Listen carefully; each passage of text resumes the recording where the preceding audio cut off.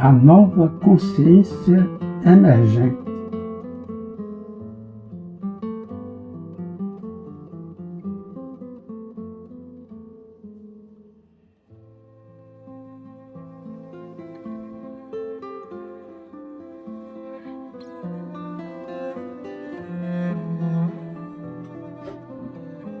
A maioria das religiões e tradições espirituais compartilha a ideia de que nosso estado mental normal é prejudicado por uma imperfeição fundamental, o distúrbio a que me referi. No entanto, além dessa percepção da natureza da condição humana, que podemos chamar de má notícia,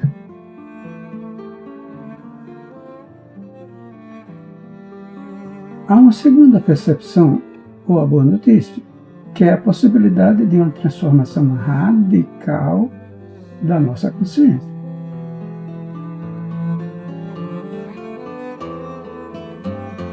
Nas mensagens hinduístas, e em alguns casos também no budismo, essa mudança é chamada de iluminação.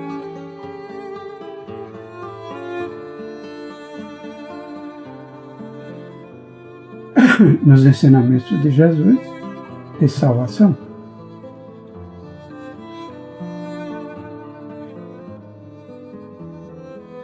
no budismo, de fim do sofrimento.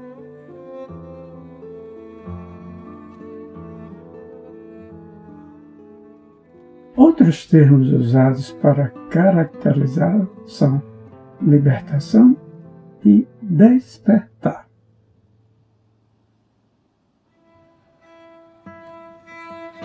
A maior conquista da humanidade, que não são as obras de arte nem inventos da ciência e da tecnologia,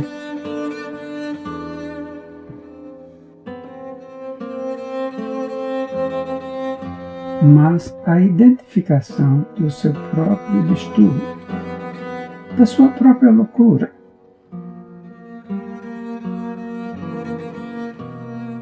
No passado distante, alguns indivíduos chegaram a fazer esse reconhecimento.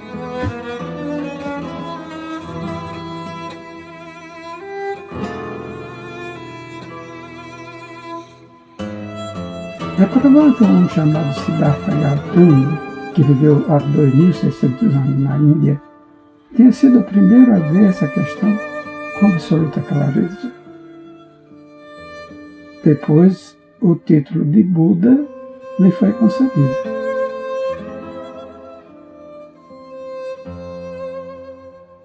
Buda significa aquele que despertou.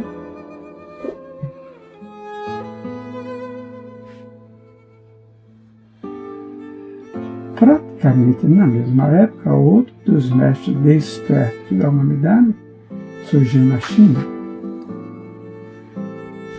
Seu nome era Lao Tse.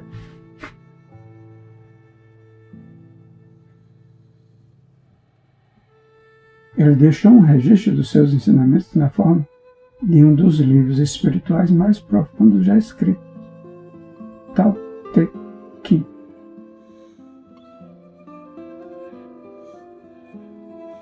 Reconhecer a própria loucura marca, obviamente, o surgimento da sanidade, o início da cura e da transcendência.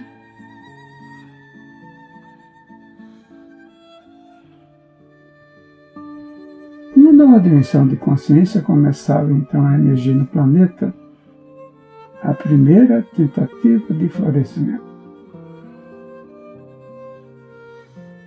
Aquelas pessoas raras se dirigiam a seus contemporâneos falando sobre pecado, sofrimento e ilusão.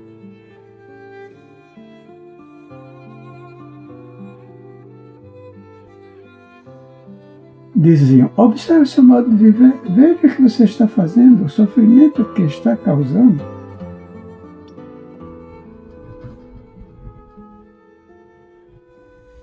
Depois indicava a possibilidade de despertar do pesadelo coletivo da existência humana normal. E mostravam o caminho.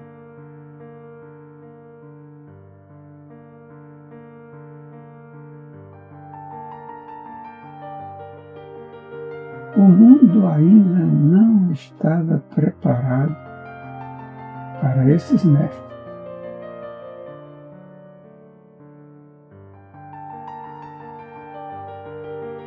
No entanto, eles foram uma parte crucial e indispensável do despertar humano.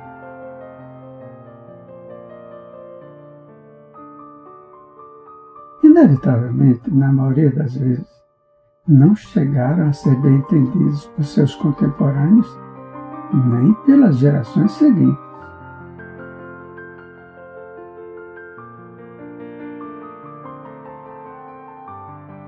Seus ensinamentos, embora simples e eficazes, acabaram sendo distorcidos e mal interpretados.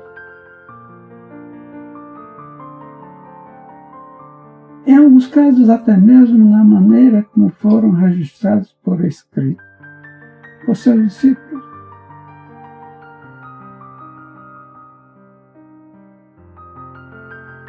Ao longo dos séculos, acrescentaram-se muitas coisas que não tinham nada a ver com as mensagens originais.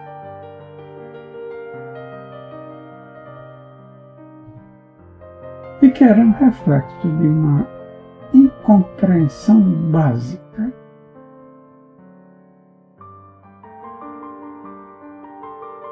Alguns desses sábios foram ridicularizados, insultados ou mortos, enquanto outros passaram a ser venerados como deuses. Os ensinamentos que indicavam o caminho que se encontra além do distúrbio da mente humana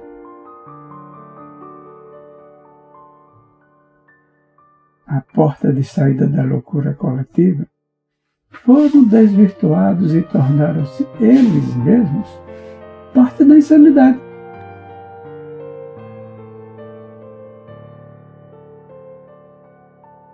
Assim, as religiões, numa grande medida, afirmaram-se como forças divisoras em vez de unificadoras.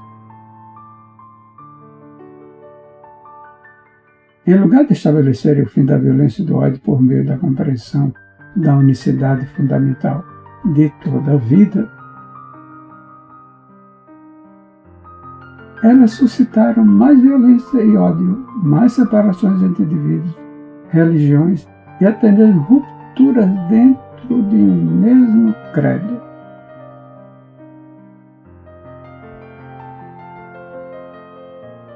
Tornaram-se ideologias, sistemas de crenças com os quais as pessoas podiam se identificar. E elas os usavam para ressaltar sua falsa percepção do eu.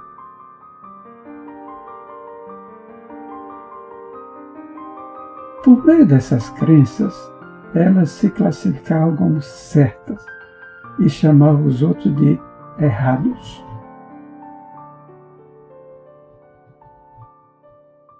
Assim definiu sua identidade diante dos inimigos, os outros, os não crentes, ou crentes equivocados, e algumas vezes consideravam-se no direito de matá-los.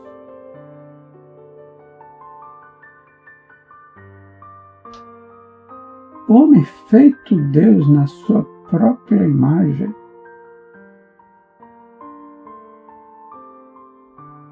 o eterno, infinito, inominável, foi reduzido a um ídolo mental no qual as pessoas tinham de acreditar que devia ser venerado como o meu Deus ou o nosso Deus.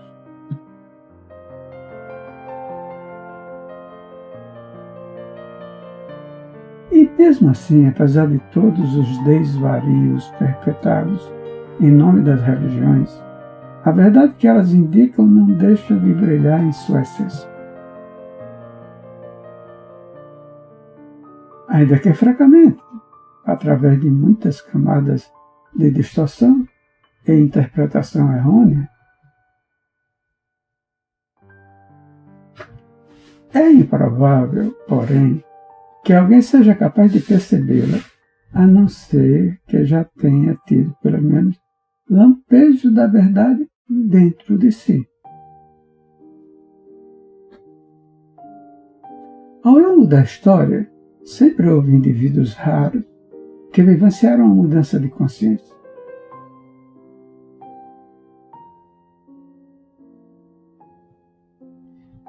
E assim detectaram em si mesmo aquilo que é apontado por todas as religiões.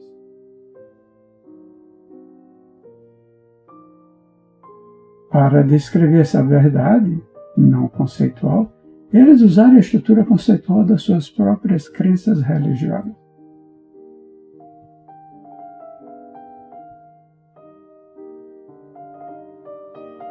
Por meio de alguns desses homens e mulheres, escolas ou movimentos se desenvolveram dentro de todas as religiões importantes.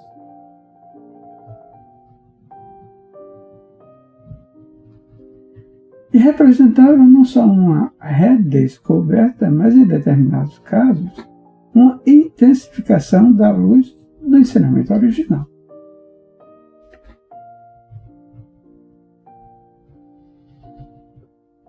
Foi assim que o gnosticismo e o misticismo se estabeleceram nos primórdios do cristianismo e no cristianismo medieval.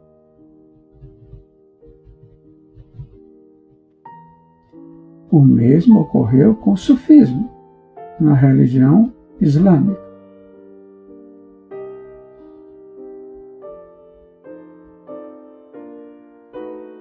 Com o hassidismo e a cabala no judaísmo.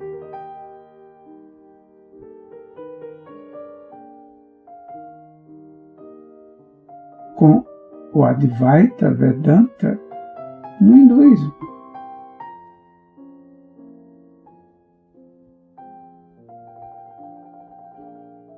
E com o Zen e o Dzogchen no budismo.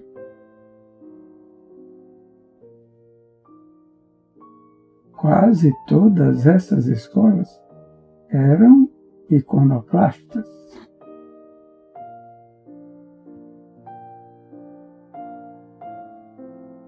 Iconoclasta não dada ao membro do movimento de contestação a veneração de ícones religiosos que surgiu no século VIII, denominado iconoclastia.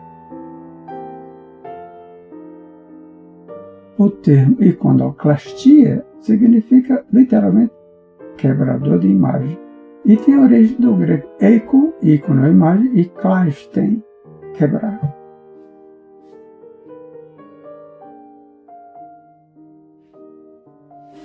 Elas se opuseram a numerosas camadas de conceituações e a estruturas mentais enfraquecidas.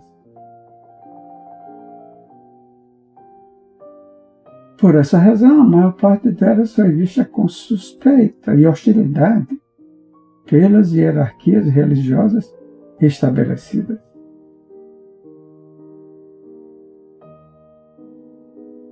Seus ensinamentos, ao contrário das doutrinas da religião principal, enfatizavam a compreensão e a transformação interior.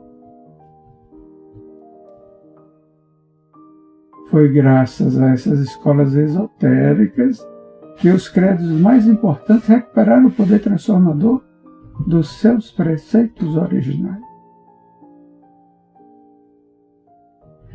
Embora, na maioria dos casos, apenas poucas pessoas tivessem acesso a ela.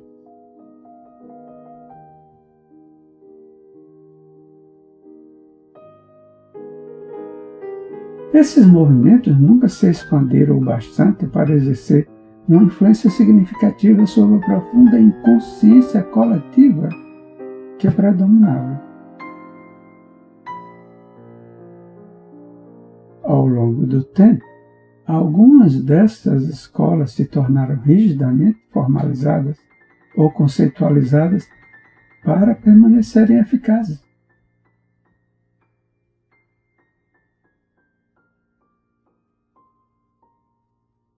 Eckhart Tolle,